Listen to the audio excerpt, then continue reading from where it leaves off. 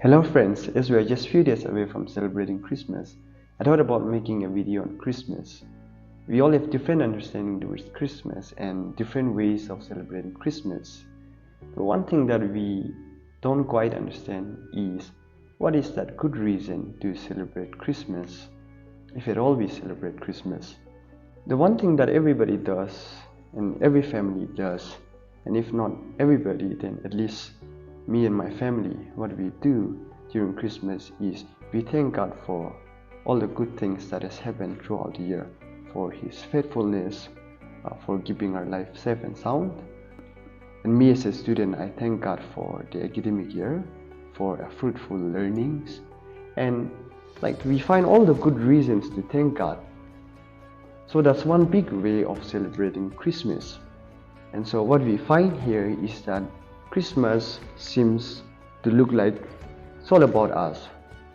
What do we do? Because during Christmas we thank God for all the good reasons. We find all the good reasons to thank God. We find all the good reasons for merrymaking. And if that's the good reason to celebrate Christmas, then what about other sides of the world? You see, there are people who are thankful of all the good things that has happened. But why do we forget those people who don't seem to have a good reason to celebrate Christmas? You see, I have friends who have lost their father, who have lost their loved ones, family members, who have lost their good friends. I have people around me who are made with accident. I have people around me who are made with certain difficulties.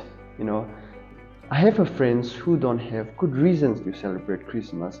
They don't have good reasons to be happy during Christmas.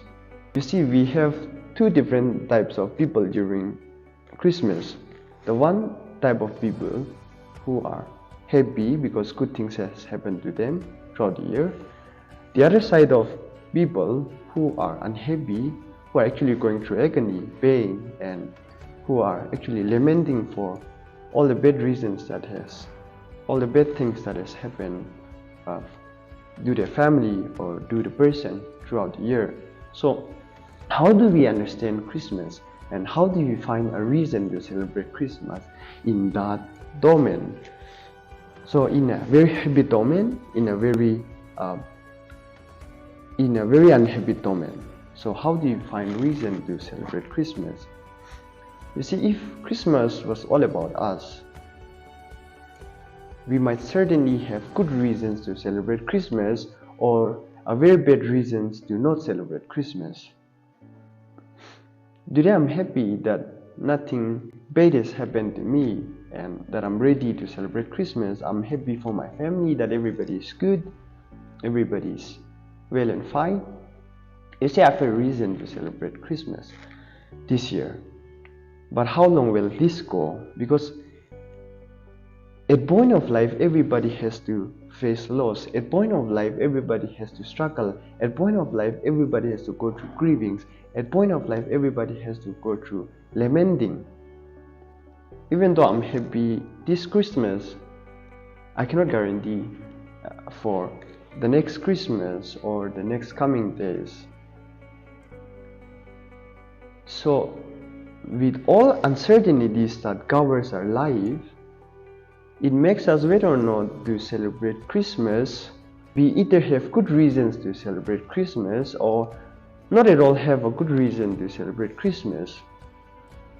But if we remove that reason, of course we have a reason to thank God for whatever good happens. But if we remove that, let me put it as selfish way of understanding Christmas and celebrating Christmas, then the other reason comes in. The other reason to celebrate Christmas is Christ, for what Christ has done to our life. So that becomes the ultimate reason, good reason to celebrate Christmas. You see, my friends, if Christmas is about us, as I said earlier, we either have good reason, happy reasons to celebrate Christmas, or bad reasons to not celebrate Christmas. But I want to tell you that Christmas is not about you, not about me. Christmas is about Christ, for what Christ has done for your life, for my life. and that's about the birth of Christ. We celebrate the birth of Jesus Christ. What about the lights that we use? During Christmas, 1 month or 2 months ahead of Christmas, we start to decorate our house. We start to decorate using different types of lights. We use fairy lights, and I don't know what type of lights that we use to decorate our house to make it look beautiful.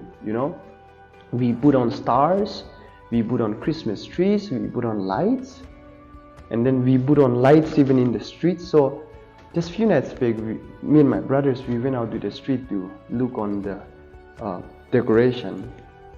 And you know what we saw? We saw a beautiful street with different types of light, different colors of light. It make the street look beautiful. And so is our house, so is our home. It looks beautiful. So is our church. It looks beautiful. But what's the good reason behind us using lights during Christmas? Is it just because we want our home to look beautiful? We want our street to look beautiful? We want our street to be bright? Is that all? The lights that we use to decorate our house, the lights that we use to decorate our church, the lights that we use to decorate street, it's not just merely a beautiful decoration that we see, but that light signifies that during the darkest moment of the year, during the darkest time of human era, there was somebody that brought light into the darkness. There was somebody that lighted up the darkest room.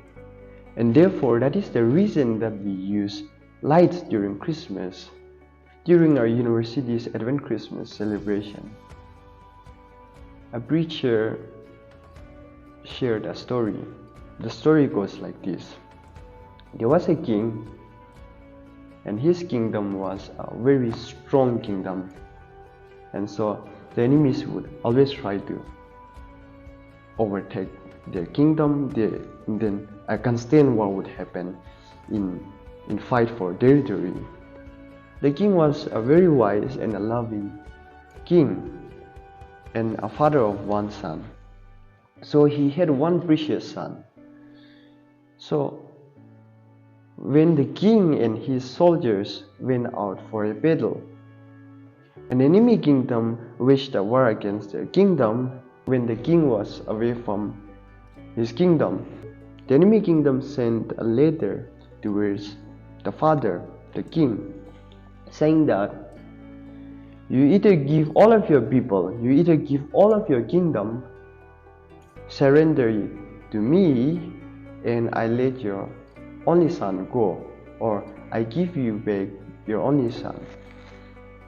Or you don't surrender, you don't give out your soldiers, you don't give out your kingdom, and I take your son, I kill your son. The king thought and thought about it, and finally wrote a letter and sent through the messenger to the enemy's king. As the enemy's king read the letter that was sent by the father of the little boy, as he read, he was astonished. He was surprised by what has been written by the king. The father wrote something like this: I cannot let my people down. I cannot let my people die. I cannot let my kingdom vanish in trying to save my only son. And therefore, what I'm going to do? I'm going to give you my son. I'm going to sacrifice my son so that it saves the people. And when I thought about this story carefully, it really shocked my heart in thinking of the great love that God the Father would give out the only Son that He has to save us. So that is the love that we see here. And you see, my friends, if you consider this Christmas as another Christmas, which is all about us, which is all about you, which is all about me, then as I said earlier, we either have a good reason to celebrate Christmas, or we have a very bad reason to not celebrate Christmas. But Christmas is not about you and I. Christmas is not about us. Christmas is not about my family. Of course, we have a good reason to thank God. We have a reason to thank God for His faithfulness. We have all good reasons to thank God. But Christmas is about Christ and what Christ has done for you and I. And therefore, no matter what happens, whether or not good things happen or bad things happen, we have a good reason to celebrate Christmas, and it's all because of Christ and for what He has done for my life and for your life. That's about Christmas.